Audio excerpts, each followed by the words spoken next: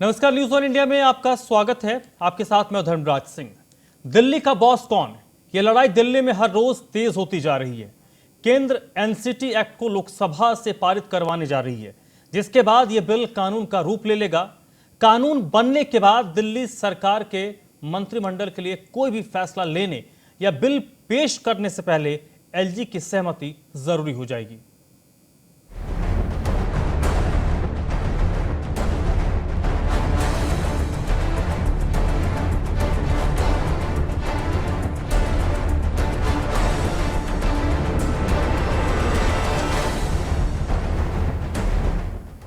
इस बिल को लेकर आम आदमी पार्टी हमलावर है। वही केंद्रीय स्तर पर बीजेपी की ओर से कोई प्रतिक्रिया तो नहीं आ रही, लेकिन दिल्ली बीजेपी की तरफ से इस बिल को लेकर आम आदमी पार्टी के सवालों का जवाब जरूर दिया जा रहा है। दिल्ली बीजेपी की तरफ से कहा जा रहा है कि यह बिल दिल्ली के लोगों के हित का बिल है और दिल्ली की जनता इसका स्वागत कर रही है। हालांकि दिल्ली बीजेपी के इन दावों पर आम आदमी पार्टी क्या सोचती है, आप सुनिए क्या कह रहे हैं आपके विधायक सौरभ भारद्वाज। बहुत शर्म की बात है कि एक तरफ तो केंद्र सरकार दिल्ली की चुनी हुई सरकार के सारे अधिकार छीन रही है। जिस सरकार को लोगों ने 70 में से 62 सीटें देके चुना है, उन लोगों की सरकार को पंगु बनाया जा रहा है। और दिल्ली भाजपा की बेशर्मी है कि वो कह रहे हैं हम घर घर जाके बताएंगे कि इसमें क्या फ़ायदा है। मैं आदेश गुप्ता जी को चुनौती देता हूं कि वे अपनी मनमर्जी की कोई एक विधानसभा चुने दिल्ली में और वहां अपने कार्यकर्ताओं को घर घर भेजकर बताएं कि एलजी का शासन चुनी हुई सरकार से बेहतर है। उस विधानसभा में एक खुली बहस रखी जाए। आदेश गुप्ता जी चाहें तो खुद आएं, किसी और को भेजना चाहें तो आएं और वहां पे चर्चा हो खुली लोगों के सामने। हम उनको चुनौती देते हैं जिसमें वो बताएं कि एलजी का शासन कैसा बेहतर है और हम बताएंगे लोगों की चुनी हुई सरकार कैसे बेहतर है। तो इस वक्त दिल्ली में स्थिति यह है कि आम आदमी पार्टी भारतीय जनता पार्टी को चुनौती दे रही है, भारतीय जनता पार्टी आम आदमी पार्टी को चुनौती दे रही है। वाक युद्ध दोनों तरफ से चल रहे हैं, लेकिन स्थिति यह है कि लोकसभा में जब बिल को इंट्रोड्यूस किया जाएगा और पावर गेम के हिसाब से अगर देखिए, अंक गणित को अगर समझिए, तो केंद्र सरकार इस बिल को लोकसभा में पास करवा लेगी। आज हम इसी मुद्दे पर चर्चा करेंगे कि आखिरकार ये बिल अगर कानून का रूप अख्तियार कर लेता है तो उसके आगे क्या होगा। इस चर्चा में मेरे साथ जुड़ेंगे अजय शेरावत, भारतीय जनता पार्टी के प्रवक्ता हैं। इसके अलावा कांग्रेस पार्टी के नेता भी हमारे साथ जुड़ेंगे। रीना गुप्ता हैं हमारे साथ, आम आदमी पार्टी की प्रवक्ता। कांग्रेस पार्टी के प्रवक्ता भी जुड़े नहीं हो, थोड़ी देर में जुड़ेंगे। रीना गुप्ता जी, पहला सवाल आपसे ही, क्योंकि अब तो दावे प्रति दावे जरूर हो रहे हैं, लेकिन भारतीय जनता पार्टी ने पूरी तरीके से मूड बना लिया है कि इस बिल को कानून का रूप देगी। और आपको ही पता है, लोकसभा में कानून को पास बनवाना भारतीय जनता पार्टी के लिए कोई बहुत बड़ा इशू नहीं है। ऐसे में अब आगे क्या?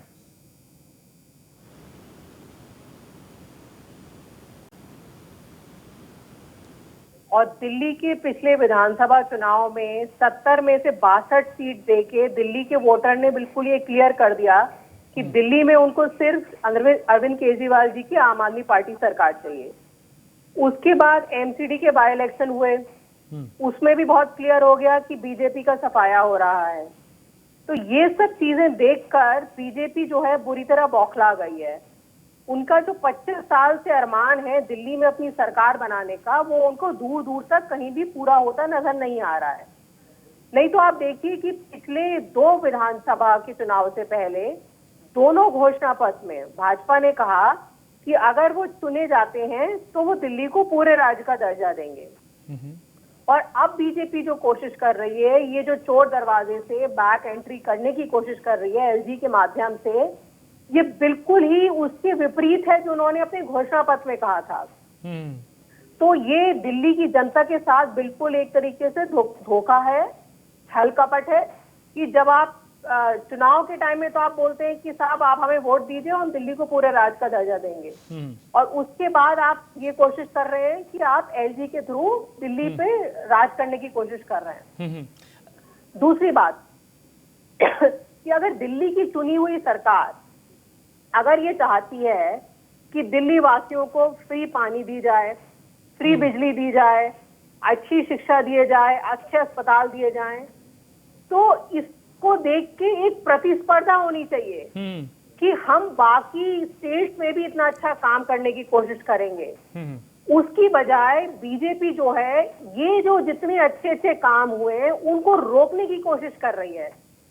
पिछली सरकार में नहीं, भी जब रीना जी, हमने मोहल्ला क्लिनिक खोलने की कोशिश नहीं, की मैम, थी, तो रीना जी, एलजी साहब उस फाइल पे 1 साल तक बैठे थे। ठीक है, नहीं, और लेकिन अब मैम, अगर ये एक बिल मिनट, पास हो जाता है तो फिर यही होगा नहीं कि मैम, जितने ये भी सारी हमने बातें महत्वपूर्ण तो निर्णय पहले लिए हैं, कही गई हैं मैम। ये क्योंकि भारतीय जनता पार्टी की ओर से कहा जा रहा है कि ये जो क्लैश होता है एलजी और सीएम के बीच या सरकार के बीच, इस संशोधन के बाद दोनों को अपनी अपनी शक्तियां पता चल जाएंगी, उसके बाद क्लैश की स्थिति नहीं बनेगी, ये उनका पक्ष है। तो ये उनसे आपको सवाल करना चाहिए। 2018 का जो सुप्रीम कोर्ट का निर्णय था उसमें बिल्कुल क्लियर था कि एलजी के पास क्या पावर्स हैं और मुख्यमंत्री के पास क्या पावर्स हैं। सिर्फ 3 विषय, पुलिस, कानून व्यवस्था और जमीन, सिर्फ ये 3 विषय थे जिनकी पावर्स एलजी के पास थी, और बाकी जो विषय हैं उसमें मुख्यमंत्री के पास पूरी पावर्स थी। तो इसमें कोई क्लैश का तो कोई वो ही नहीं है, इशू ही नहीं है, फुल क्लियर है, एकदम क्लियर है मैम। और पिछले 3 सालों में आप देखिए जितने अच्छे अच्छे काम हुए हैं वो इसी वजह से हुए हैं। नहीं, देखिए, एक मिनट, नहीं, ये बिल्कुल क्लैरिटी थी। रीना जी, जो आपने फ्री रीना बिजली जी, देखी, रीना जी, फ्री पानी देखा, नहीं, फ्री वो महिलाओं ठीक का है बस सफर मैम, देखा, एक वो मिनट, इसी कारण हो सका क्योंकि जो ठीक है division of मैम, powers सुन लीजिए, थे, वो बिल्कुल क्लियर था। मैम। 2018 में सुप्रीम कोर्ट ने क्या कहा नहीं कहा, ये तो क्योंकि जो जानकार है संविधान के वो बेहतर तरीके से बता सकते हैं, लेकिन एक स्थिति तो जरूर है कि अगर संसद से कोई कानून बन रहा है तो क्या संसद का भी एक अधिकार है। कई ऐसी चीजें हैं जो टकराव हुई, हालांकि ये डिरेल हो जाएगा बहस, उस पर हम बात नहीं कर रहे हैं। अजय जी, आपकी पार्टी मान रही है कि आखिर कि हम और दिल्ली की जनता, आपकी पार्टी और दिल्ली की जनता इस बिल के समर्थन में है और चाहती है कि कानून बने ताकि क्लैश की स्थिति जो एलजी और दिल्ली सरकार के बीच बन रही है, दोनों को अपनी शक्तियां पता चल जाएं। आपको आम आदमी पार्टी की ओर से चैलेंज किया जा रहा है कि आप एक विधानसभा चुन लीजिए, वक्त चुन लीजिए कहां जाना है, और जनता से चलकर पूछते हैं कि वो को किन का शासन पसंद है, एलजी का या फिर आम आदमी पार्टी का। देखिए, ये चैलेंज वही सौरभ भारद्वाज दे रहे थे। थोड़े दिन पहले इलेक्ट्रॉनिक की एक मशीन उठाकर विधानसभा के अंदर उसको ईवीएम मशीन घोषित कर रहे थे, और फिर जब चुनाव जीतते हैं तो कहते हैं देखिए पब्लिक का मैंडेट हमें मिल रहा है। तो दोगली बातें करने में आम आदमी पार्टी और आम आदमी पार्टी के नेताओं को महारत हासिल है। हिपोक्रेसी की अगर कोई सीमा होती तो उससे अगला एज आम आदमी पार्टी को जाता। आज अगर जीएनसीटी का एक्ट अगर अमेंडमेंट लोकसभा में हो रहा है तो वो एक कॉन्स्टिट्यूशनल प्रोसेस है और पार्लियामेंट को पूरी स्वतंत्रता है उस पर काम करने की। लेकिन जब हम अपना काम करते हैं तो ये चिढ़ जाते हैं, और अपना काम ये जब करते नहीं है तो उसकी कोई बारी नहीं। कुछ योजनाएं इन्होंने लागू नहीं होने दी सेंटर की, जिनमें से कुछ योजनाएं मैं आपको बता देता हूँ जी।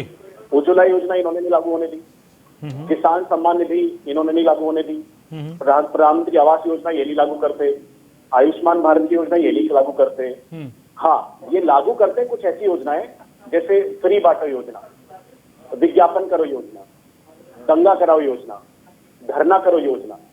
तो अगर ये योजनाएं लेकर दिल्ली सरकार अपने एजेंडे को फुलफिल करना चाहती है तो दूसरी पार्टी भाई हम खाली हाथ तो बैठेंगे नहीं। अगर आज एक अमेंडमेंट आ रहा है जो कि आपकी एक्स्ट्रा एक्सपेंसेस पर रोक लगा सकता है, और अगर आपको एलजी को जवाब देना है जो कि यूनियन टेरिटरी में जवाब देना है, तो आपको उससे समस्या क्या है? आप मुझे एक बात बताइए, आज तक जितनी सरकारें दिल्ली में रही कभी किसी का एलजी से कंफ्लिक्ट नहीं हुआ, कभी किसी का सेंटर से कंफ्लिक्ट नहीं हुआ। लेकिन क्योंकि आम आदमी पार्टी के अंदर एक पॉलिटिकल एरोगेंस है, आप इनके हर लाइन में सिर्फ एक शब्द ढूंढ पाएंगे, हमारे को 70 में से 62 सीटें मिली, हमारे को इतने में से इतनी सीटें मिली।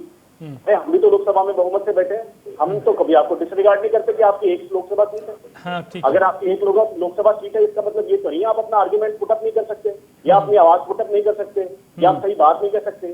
दिल्ली में आपको मैंडेट मिला है, मैंडेट का सम्मान कीजिए, लेकिन उसका पॉलिटिकल एरोगेंस का इस्तेमाल करके दिल्ली की जनता को ऊपर झूठे विज्ञापनों में ढाल के और अपने आप को शील्ड करना, ये मुझे लगता है आम आदमी पार्टी और आम आदमी पार्टी के नेताओं को नहीं, रीना जी आपको काउंटर करेंगे। रीना जी क्या कह रही बताइए। देखिए ये तो बेहद ही हास्यास्पद बात है कि आप टीवी चैनल पे आके कह रहे हैं कि दिल्ली की जनता इतनी बेवकूफ है कि वो जो है वो मैंने तो कहा नहीं, बहक जाएगी। आप अपने शब्द पहली बात। दूसरी बात, मुझे बोलने दीजिए, आप बोल रहे थे तो मैं बीच में नहीं बोल रही थी। आप मुझे कंप्लीट करने दीजिए। शांत हो जाइए शहनावाज जी, मुझे बोलने दीजिए। एक एक करके बोलते हैं, एक करके बोल लीजिए, एक करके। अजय जी एक करके बोल लेते हैं। रीना जी बोलिए, आप सुन लीजिए, पहले बोलिए। पहली बात ये कि कोई भी अगर आप संसद में नया बिल लेके आते हैं तो उसके पीछे कोई कारण होना चाहिए, उसका सलाह मशवरा होना चाहिए। आपने देखा किस तरह से इन्होंने जो एग्रीकल्चर के 3 बिल जो ये लेके आए, बिना सलाह मशवरे के लेके आए, राज्यसभा में गैर कानूनी तरीके से इन्होंने तीनों बिल पास किए। उसका नतीजा क्या हुआ कि आज भी किसान जो है आंदोलन पे बैठे हुए हैं। तो क्योंकि राज्यसभा में, क्योंकि इनका लोकसभा में बहुमत है, इसका मतलब ये नहीं हुआ कि हम कोई भी बिल पास करा देंगे। आप बिल का कारण बताइए ना मुझे। अजय जी एक मिनट, ठीक है, जवाब ले लेते हैं, जवाब ले लीजिए। एक मिनट रीना जी, डेवलपमेंट हुआ है वो जवाब दे रहे हैं। नहीं हुआ है। आप बिल का कारण बताइए। एक मिनट मैम एक मिनट सुन लीजिए, अब वो जवाब दे रहे हैं, बोलिए अजय जी। रीमा जी ने कहा गैर कानूनी तरीके से लोकसभा में बिल पारित किया गया, किसान आंदोलन वाला, किसान जो बिल है, अगर वो गैर कानूनी है तो क्या आपको किसी ने सुप्रीम कोर्ट जाने से रोका है, या किसी किसान को या किसी भी किसान नेता को सुप्रीम कोर्ट जाने से रोका है? लेकिन वहां कोई नहीं जाता क्योंकि उनको पता है कॉन्स्टिट्यूशनली सही है। हाँ, क्योंकि सुप्रीम कोर्ट में लोग गए हैं सर, सुप्रीम कोर्ट ने कमेटी भी बनाई उसके बाद। इसकी मना नहीं कर रहा हूं। देखिए आप मुझे सुन लीजिए, अगर आप पार्लियामेंट्री प्रोसेस को गैर कानूनी मानती है तो मुझे लगता है आपको कॉन्स्टिट्यूशन की समझ नहीं है, और आपको जरूर कॉन्स्टिट्यूशन की एक पुस्तक में गिफ्ट करूंगा, आप उसे जरूर पढ़िएगा कि पार्लियामेंट्री प्रक्रिया क्या होती है और लेजिस्लेटिव प्रक्रिया क्या होती है। आज भी जो अमेंडमेंट जा रहा है उसमें भी यही कहा जा रहा है कि जैसे लोकसभा चलती है, आपको भी पता है कि राज्यसभा में किस तरह वॉइस वोट के थ्रू ये बिल पास किया गया जो सरासर गैर कानूनी था। नहीं एक मिनट मैं बिल्कुल जिस तरह से आपने वॉइस वोट के थ्रू राज्यसभा में बिल पास करवाया वो एकदम गैर कानूनी था। वो यहाँ पर देखिए रीना जी, वो एक बहस का अलहदा मुद्दा है कि वो सही था या गलत था, उस पर क्यों बात करना भी, क्योंकि हमारे पास सीमित वक्त है, इसी पर रहते हैं। नहीं, ये मुद्दा ये है क्योंकि आपके पास बहुमत है, उस बहुमत को बहुत जिम्मेदारी के साथ इस्तेमाल करना चाहिए। बहुमत का मतलब ये नहीं है कि आप जो चाहें आप अपनी मनमानी करें, आप एक जिसे कहते हैं बुली की तरह आप बिहेव करें कि भाई जो हम चाहते हैं वही होगा इस देश में। ऐसा क्यों होगा? फिर तो आप ऐसा करिए, सारे जितने भी विधानसभाएं आप भंग कर दीजिए, सारी विधानसभा आप एलजी और गवर्नर के थ्रू शासन करिए पूरे देश में। फालतू में जो चुनाव में इतना पैसा खर्च होता है वो भी पूरा बच जाएगा। आप एलजी के थ्रू रूल करिए जैसे आप दिल्ली में कर रहे हैं और जैसे आप पौंडीचेरी में करने की कोशिश कर रहे हैं। क्या फायदा हुआ विधानसभा का? दिल्ली की चुनी हुई विधानसभा क्या फायदा हुआ? जो आपने पौंडीचेरी में किया वो भी आपने गैर कानून किया, आपने वहां पे सरकार गिराई। आपकी पूरी कोशिश थी कि आप दिल्ली में सरकार गिराएं, आप दिल्ली की सरकार गिरा नहीं पाए, दिल्ली के विधायकों को खरीद नहीं पाए, और इस वजह से आप ये बिल लेके आ रहे हैं। इसका और कोई कारण नहीं है। रीमा जी, आपने अपनी बात का जवाब खुद ही दे दिया। भैया आप विधानसभा में चुने गए तो इसका मतलब ये तो नहीं आप पॉलिटिकल एरोगेंस में आ जाए, आपको जो दिल करे करें, आप कुछ भी फ्री बांटे, फ्री बांट के सिर्फ पॉलिटिक्स करें, दिल्ली की कोई प्रोग्रेस ना करें। आप सेंटर का कोई भी बिल पास नहीं होने दें, आप अपने स्टेट का अलग से एजुकेशन बोर्ड बना लें। पास होने दें, आप विधानसभा कैसे मतलब सेंट्रल की योजना है, वो सेंट्रल की योजनाएं कह रहे हैं, सेंट्रल की योजना। सुनिए, सेंटर की सारी योजनाएं दिल्ली में लागू करी है, बल्कि जो जितनी सेंटर की योजना थी उसके एडिशन में हमने योजनाएं लागू करी हैं। जो किसान सम्मान की योजना थी वो दिल्ली में लागू है, बल्कि हमने सेंटर के मुआवजा से बढ़ा के मुआवजा दिया है। क्या दिल्ली में आयुष्मान भारत की योजना लागू है रीमा जी? जी बिल्कुल लागू है, बल्कि और एक्स्ट्रा उसमें आयुष्मान भारत हमने ऐड कर दिया है। मैम फिर आप एक बार दोबारा अपनी पार्टी से कंफर्म कर लीजिए जिन जिन योजनाओं के मैंने नाम दिए, मैं तो डिस्कस करके आई हूँ, आप डिस्कस कर लीजिए। लागू नहीं करा है अभी तक, और हम कॉन्टिन्यूसली इसी कोशिश में लगे हैं कि किसी भी तरह से सेंटर और स्टेट का सिंक हो जाए। मैडम ने 2-3 बातें कही, स्टेट का दर्जा, स्टेट होल्ड के आप शेरावत जी ये जवाब दीजिए आप कि विधानसभा में आने के बाद कितनी जो बार दिल्ली में मैं आपसे रीमा जी एमसीडी की इतना बुरी पूछ रहा हूं, हालत है, आप दिल्ली जो विधानसभा 15 में साल पिछली से बार आप लोगों ने एमसीडी में बुरी हालत कर रखी है दिल्ली में, मैडम, आप तो का फिर ढेर रटा बनाया रटाई हुआ है बातें दिल्ली बोल रहे हैं, को, आप टॉपिक पर भी उसके नहीं बारे आए। में आप कोई योजना क्यों नहीं लाते? वो एमसीडी को सही करने के लिए कोई योजना वो क्यों कहते नहीं हैं लाते? MCD आप को पैसा बताइए। नहीं मिलता। उसका कोई बिल पारित करिए जिससे कि एमसीडी थोड़ी बेटर हो सके, मैं रीमा जी, आपको भ्रष्टाचार सिर्फ थोड़ा यही खत्म बात- हो सके एमसीडी में, मोस्ट करप्ट चलिए, ठीक है, बात सुन कर लीजिए रहे हैं। रीना जी, सुन लीजिए। हाँ, अजय जी बोलिए प्लीज। देखिए रीमा जी, सेंटर की योजनाओं को लागू ना करना ये भी अनडेमोक्रेटिक है। सेंटर की किसी भी योजना को आप फेर बदल कर देते हैं। राशन प्रधानमंत्री योजना से आता है, आप उस पर मुख्यमंत्री राशन योजना लिख के आगे भेज देते हैं। आयुष्मान भारत तो सबके लिए है, आप उसको लागू नहीं करते हैं। आप अपने पॉलिटिकल मोटिव्स के लिए ये जो पॉलिटिकल टसल क्रिएट करते हैं, जैसे एमसीडी है, एमसीडी को पैसा देना एक स्टेट पार्टी का कॉन्स्टिट्यूशनल हक है, उसे मांगना भी और उसे देना भी एक प्रोसेस है। आप उसको अवेलना करते हैं, आप उसको रूल बुक नहीं करते हैं। ना आपका एमसीडी से समन्वय है, ना आपका सेंटर से समन्वय है, आपका समन्वय है किससे? ना एलजी से समन्वय है। तो मुझे एक बात बताइए, एक तो आप ना एक विज्ञापन एजेंसी की जगह एक पीआर एजेंसी हायर कीजिए जो आपकी अच्छी सर हमें क्या करना है वो हम डिसाइड कर लेंगे। सेंटर के भी और एमसीडी आप अपना देखिए, आप एमसीडी को पहले सही करिए। एमसीडी जो है आपका बिल्कुल एक जिसे कहते हैं ना एक बाल्टी की तरह है, उसमें कितना भी आप डालते रहिए सारा लीक होता रहता है।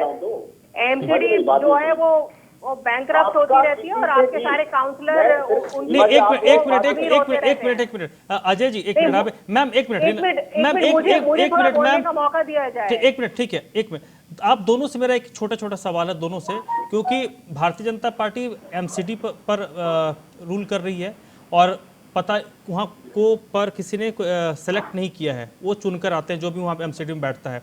आम आदमी पार्टी को भी जनता चुनकर बैठाई है दिल्ली की गद्दी पर। ऐसे दोनों लोगों की सरकार एक एक जगह पे चल रही है, आप लोग रूल कर रहे हैं, जनता चुनकर भेजती है, तो दोनों की लायबिलिटी जनता के प्रति है। इस चीज़ को दोनों लोग मान रहे होंगे, लेकिन यहाँ पर बिल्कुल है। तो अजय जी, इन लोगों का सवाल है, आम आदमी पार्टी का सवाल है कि फिर अगर हर चीज़ हमें एलजी के पास लेकर जाना होगा तो हमारे होने का औचित्य क्या है, मतलब क्या है, ये इनका मूल सवाल है। देखिए सर, एलजी के पास ये चीजें पहले भी जाती रही। आज से पहले जितनी भी गवर्नमेंट्स ने रूल करा है उनका कभी एलजी से कोई टसल नहीं हुआ। शीला दीक्षित का 15 साल का कार्यकाल रहा, जिसके बीच में सेंटर में बीजेपी की सरकार भी रही, लेकिन इस तरह का कंफ्लिक्ट आपने ना कभी देखा होगा ना कभी सुना होगा। ये कंफ्लिक्ट सिर्फ पॉलिटिकल एरोगेंस की वजह से, क्योंकि इन्हें ऐसा लगता है कि 70 में से 62 सीटें जीतना, 70 सीटें जीतना, इसका मतलब अब हमें कोई कुछ ना कहे, इसका मतलब अब हम रूलर ऑफ द एरिया हैं, अब किंग ऑफ द एरिया है, दिल्ली का मालिक हम है। केजरीवाल जी ने खुद ही विधानसभा से कहा है दिल्ली के मालिक हम हैं। मैं उनको इतना ही एहसास कराना चाहता हूँ, दिल्ली के मालिक, आप दिल्ली के सेवक है, दिल्ली में लेफ्टिनेंट गवर्नर है, दिल्ली एक यूनियन टेरिटरी है, एक कॉन्स्टिट्यूशनल प्रोविजन है, आपको उसके सिंक में ही काम करना है। मैडम ने अभी थोड़ी देर बाद फुल स्टेट हेड की बात करी, आप मुझसे पूछेगा रीमा जी और केजरीवाल जी और मनीष सिसोदिया जी और ये सौरभ भारद्वाज जी जो नौटंकी करते रहते हैं, कितनी बार इन्होंने एक पेपर का डॉक्यूमेंट लेकर होम मिनिस्ट्री गए हो या सेंटर से बात करने की कोशिश करी हो कि हम पूर्ण राज्य चाहते हैं, कितनी बार एक फाइल गई है, नहीं जाती, ऐसा नहीं करते। ये सिर्फ इतना चाहते हैं कि हम फ्री की योजनाओं में दिल्ली के लोगों को उलझा कर रखें, हम पानी फ्री कर देंगे जी, हम बिजली फ्री कर देंगे जी। फ्री पॉलिटिक्स करने के लिए इनको पूरी इजाजत मिल जाए, गवर्नमेंट को कुछ कहे ना, इनके करप्शन पर वो आवाज ना उठाए, इनको फाइल ना दिखानी पड़े, गवर्नर से डर। अब मैं बोलूं क्या शेरावत जी बोलते रहेंगे? ठीक है अजय जी एक मिनट, ठीक है मैम, एक आप जवाब दीजिएगा, एक सवाल भी उसमें मैं ऐड कर देता हूं। क्या आम आदमी पार्टी इस चीज को अभी भी एक्सेप्ट नहीं कर रही है, क्योंकि दिल्ली एक पूर्ण राज्य नहीं है, यूटी है, और उसको लेकर एक बहुत बहस का मुद्दा है, तो आम आदमी पार्टी क्या इस चीज को थोड़ा इग्नोर कर रही है? देखिए सर, ये सबको पता है कि दिल्ली पूर्ण राज्य नहीं है, लेकिन दिल्ली यूटी भी नहीं है, दोनों के बीच का है, क्योंकि दिल्ली में विधानसभा है, तो यूटी और पूर्ण राज्य के बीच का कुछ है। और यही बात बिल्कुल सुप्रीम कोर्ट की कॉन्स्टिट्यूशनल बेंच ने क्लियर की थी, इसमें कोई कंफ्यूजन ही नहीं है। कुछ अधिकार दिल्ली की विधानसभा के पास है, कुछ एलजी के पास है, कहीं कोई कंफ्यूजन नहीं है। और मैं शेरावत जी को याद दिलाना चाहूंगी, जब शेरावत जी के दो जो थे मुख्यमंत्री थे दिल्ली में, साहब सिंह वर्मा जी और मदन लाल खुराना जी, उन दोनों ने ये वक्तव्य दिए थे कि दिल्ली के मुख्यमंत्री को पूरी पावर्स नहीं है, और क्योंकि पूरी पावर्स नहीं है इसलिए पूरा काम सही से नहीं कर पाता दिल्ली का मुख्यमंत्री। तो ये इन लोगों को ये बात भूलनी नहीं चाहिए कि खुद बीजेपी के मुख्यमंत्री ये बात कहते आए हैं, और जो ये बिल लाने की कोशिश कर रहे हैं उसके बाद तो और भी उल्टा होने जाएगा। दूसरी, जहां तक एमसीडी की बात रही, जितना भी फाइनेंस कमीशन के अनुसार हमें एमसीडी को देना चाहिए उतना हम देते आ रहे हैं, लेकिन एमसीडी जो है एक बिल्कुल ही भ्रष्टाचार युक्त विभाग है। और ये मैं नहीं कह रही हूँ, हजारों रिपोर्ट्स आ चुकी हैं जिनमें क्लियर है ये कि एमसीडी में जितना भी आप पैसा दें वो सारा का सारा पैसा भ्रष्टाचार में बह जाता है। आप देखिए साल दर साल जो है एमसीडी की हालत खस्ता होती रहती है, लेकिन भारतीय जनता पार्टी के जितने भी काउंसलर हैं उनकी हालत साल दर साल बढ़िया होती जाती है। कितने सीबीआई की रिपोर्ट निकल चुकी है, खुद भारतीय जनता पार्टी की काउंसलर जो हैं उन्होंने पिछले ही हफ्ते एक एप्लीकेशन लिख के भेजी है कि किस तरह एक एक छोटी छोटी काम के लिए भ्रष्टाचार चल रहा है। खुद मनोज तिवारी जी ने कहा है कि एमसीडी से ज्यादा करप्ट कोई डिपार्टमेंट ही नहीं है दिल्ली में। तो ये मैं नहीं कह रही हूँ, ये खुद बीजेपी के लोग कह रहे हैं कि एमसीडी बहुत करप्ट है। तो एमसीडी को आप जितना भी पैसा दीजिए वो सारा भ्रष्टाचार में चला जाता है, फिर ये फिर वापस आ जाते हैं खाली पीटते हुए कि हमें और पैसा दीजिए। रीमा जी, ये कोई पैसा हम आपकी पॉकेट से तो मांगते नहीं है, या तो ये तो बजट में सैंक्शन नहीं सर, जितना फाइनेंस कमीशन बोलता है हम आपको उतना पैसा देते हैं और उससे ज्यादा पैसा दे चुके हैं। आपके घर की सैलरी मांग रहा हूँ, मैं तो एमसीडी के कर्मचारियों की सैलरी मांग रहा हूँ, मैं तो डॉक्टरों की सैलरी मांग रहा हूँ, मैं तो वृद्धाओं की पेंशन मांग रहा हूँ, और ये कोई केजरीवाल की पॉकेट से थोड़ी मांग रहे हैं। वही सारा पैसा जो आपके काउंसलर खा चुके हैं, अगर नहीं उन्होंने खाया होता तो जितने सफाई कर्मचारी हैं, जितने डॉक्टर्स हैं, इन सबको अपनी तनख्वाह मिली होती। देखिए, आप मेरी बात सुनिए रीमा जी, पॉलिटिकल एरोगेंस के चलते आपको टसल हमेशा फेस करनी पड़ेगी। नहीं, किसी के साथ समन्वय में काम किया जाए। आप हम पर टीका टिप्पणी करते रहेंगे, आप सेंटर पर टीका टिप्पणी करते रहेंगे, सरकार बनने से पहले आप अमित शाह पर, मोदी जी पर टिप्पणी करते रहेंगे। आपकी एक बड़ी अच्छी योजना है केंद्र सरकार और प्रधानमंत्री की अपमान।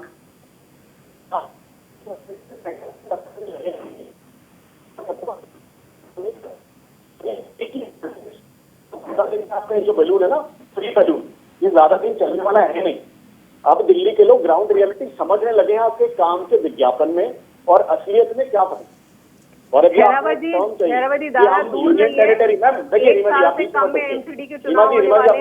दिल्ली की जनता डिसाइड करेगी किसने भ्रष्टाचार किया है, किसने दिखावा। मेरे पास वक्त था मेरी रीना जी, एक मिनट मैं आपके पास आऊंगा। अजय जी कंप्लीट कर लीजिए सर, जल्दी कीजिए। अब रीमा जी ने खुद कहा कि दिल्ली ना तो यूनियन टेरिटरी है ना स्टेट है, पहले तो इन्हें नहीं पता, और इन्होंने कहा इसके बीच का कुछ है। ये जो कुछ है का कंफ्लिक्ट है ना, ये अमेंडमेंट एक्ट से सॉल्व होने जा रहा है। कोई कंफ्लिक्ट क्या है, ये बिल्कुल डिफाइन होकर क्या आएगा अमेंडमेंट एक्ट के अंदर, और आप उसे पढ़ लीजिएगा अच्छे से, और वो जो कुछ है डिफाइन होकर आएगा, प्लीज आप उस गाइडलाइंस को फॉलो कीजिए और थोड़ा सा डेमोक्रेटिकली एक्ट करना शुरू कीजिए। ठीक है, ये जो अराजकता। रीना जी बोलिए, रीना जी 10 सेकंड में आप जल्दी जल्दी कंप्लीट कर लीजिए।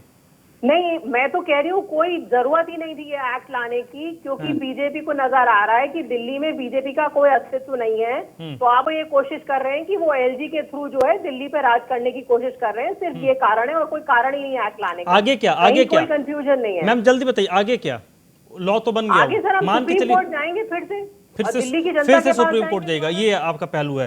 बहुत बहुत शुक्रिया मैम आपका। अजय जी बहुत बहुत शुक्रिया सर चर्चा में जुड़ने के लिए।